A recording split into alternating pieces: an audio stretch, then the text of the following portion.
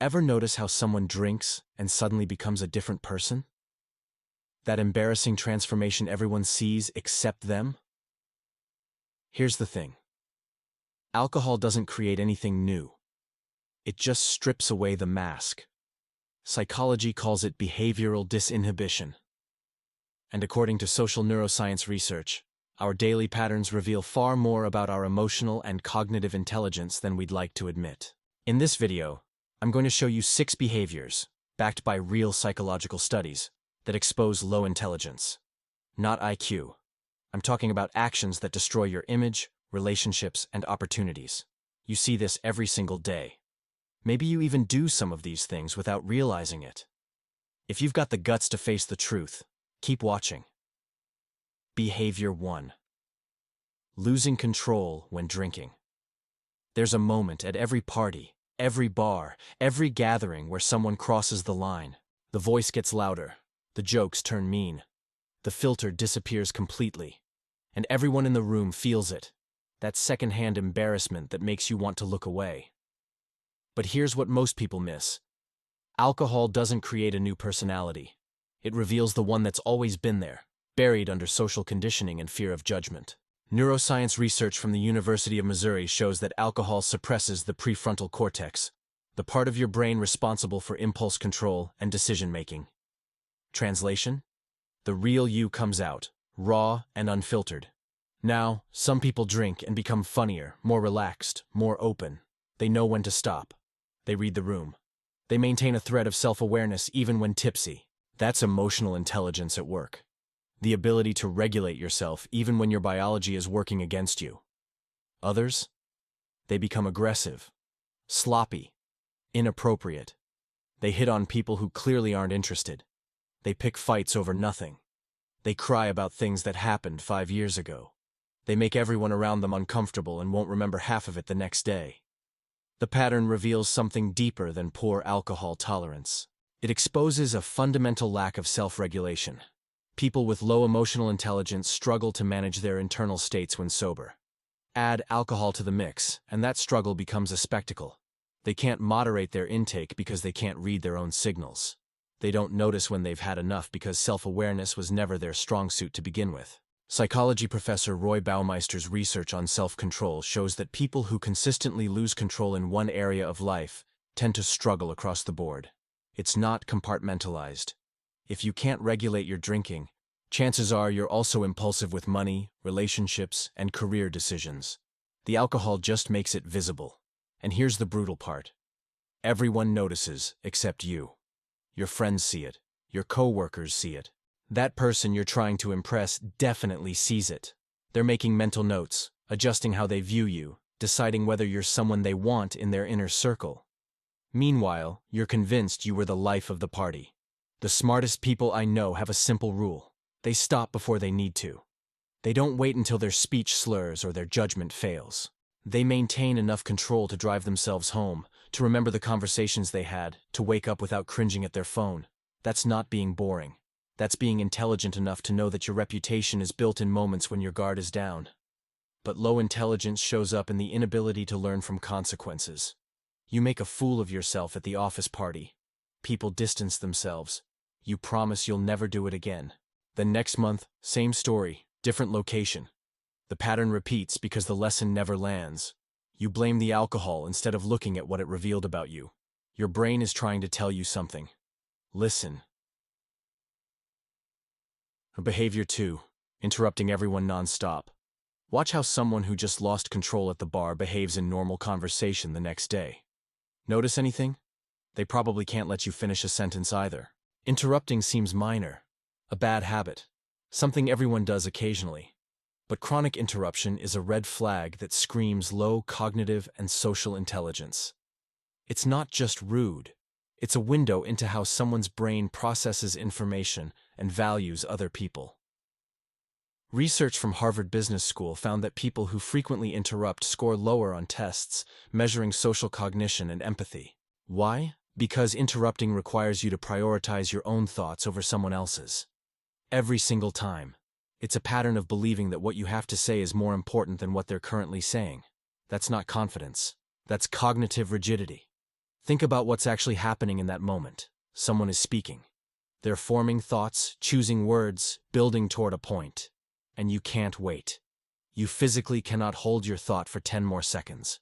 That lack of impulse control, the same thing that shows up when someone drinks too much, reveals itself again in everyday conversation. People with high intelligence do something different. They listen. Fully. They let silence exist. They ask questions before offering opinions. Not because they're passive, but because they're smart enough to know that understanding comes before speaking.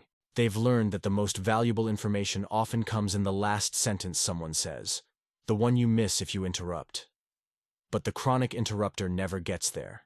They're too busy waiting for their turn, or worse, not waiting at all. They jump in mid-sentence. They finish your thoughts for you, usually incorrectly. They redirect every topic back to their own experience. The conversation becomes a competition they didn't realize they're losing. And here's what they don't see. People stop talking to them. Not obviously. Not with confrontation. They just fade. They share less. They keep conversations surface level. They stop inviting them to important discussions. Because why would you bring someone into a meaningful conversation if they're just going to talk over you? The pattern connects. Can't control yourself when drinking. Can't control yourself when talking. Both stem from the same root. An inability to regulate impulses and consider how your behavior affects others. That's the through line of low intelligence. Everything is immediate, reactive, self-focused. Your mouth is moving, but nobody's listening anymore. Behavior 3. Believing any fake news. So you interrupt people because you can't wait to share your thoughts. But what if those thoughts are based on complete garbage? Welcome to the third behavior. Swallowing misinformation whole and regurgitating it with absolute confidence. We're not talking about occasionally getting fooled by a clever headline. We're talking about people who share articles without reading them, who believe screenshots without sources, who forward conspiracy theories like they're breaking news from inside sources. A study from MIT found that false information spreads 6 times faster than truth on social media. But not everyone spreads it equally. The research revealed a clear pattern. People with lower critical thinking skills were significantly more likely to share misinformation. They didn't pause. They didn't verify. They didn't ask basic questions like, who wrote this or what's their agenda? They just believed it because it confirmed what they already thought. That's the key. Low intelligence isn't about lacking information. It's about lacking the ability to evaluate information. Smart people encounter fake news too, but they've developed mental filters. They check multiple sources. They look for author credentials. They notice when something sounds too outrageous to be true. They understand that just because something is written confidently doesn't make it accurate. The person who believes everything lacks these filters entirely. They see a headline that triggers emotion, anger, fear, validation, and their brain stops there. No further investigation needed. The emotional reaction becomes the evidence. If it made them feel something strong, it must be true. This connects directly to the previous behaviors. The same impulsivity that makes someone interrupt and lose control when drinking shows up in how they consume information. They can't pause. They can't sit with uncertainty. They need immediate answers, immediate validation, immediate sharing. The idea that they might need to think critically for 30 seconds before reacting, impossible, and the consequences multiply. They make decisions based on false information. They vote based on lies. They damage relationships by arguing about things that never happened. They become that person everyone knows to fact-check before taking seriously. Their credibility erodes with every shared conspiracy theory, every forwarded hoax, every confident statement about something they clearly didn't research. But here's the worst part. When you correct them with actual evidence, they double down. Because admitting they were wrong would require the very thing they lack. The ability to override their initial reaction and accept new information. Which brings us perfectly to our next behavior. Behavior 4.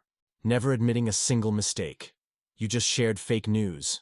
Someone shows you it's false. Multiple sources, clear evidence, undeniable proof. And you defend it anyway. This is where low intelligence becomes almost tragic. The inability to admit mistakes isn't stubbornness. It's a cognitive limitation. Research in psychology shows that acknowledging errors requires something called metacognition. The ability to think about your own thinking. You need to step outside yourself, evaluate your position objectively, and accept that you got something wrong. People with low emotional and cognitive intelligence can't do this. Their ego and their identity are too fragmented to handle contradiction. Admitting a mistake feels like admitting they're worthless, so they protect themselves the only way they know how, by never, ever being wrong, even when they obviously are. Watch how this plays out. They get caught in a lie. Instead of owning it, they change the subject. They attack the person who called them out. They claim they were joking. They insist everyone misunderstood them. Anything except the 5 words that could end it. You're right, I was wrong. Those 5 words require strength. They require secure self-worth. They require the understanding that making mistakes is human and doesn't diminish your value. But the person with low intelligence doesn't have that foundation. Every error feels existential. So they build walls of defensiveness that push everyone away. This behavior links to everything we've covered. Can't control drinking. It's everyone else's fault for not stopping you. Interrupt constantly. No, you don't. People are just too sensitive. Share misinformation. The mainstream media is lying, not you.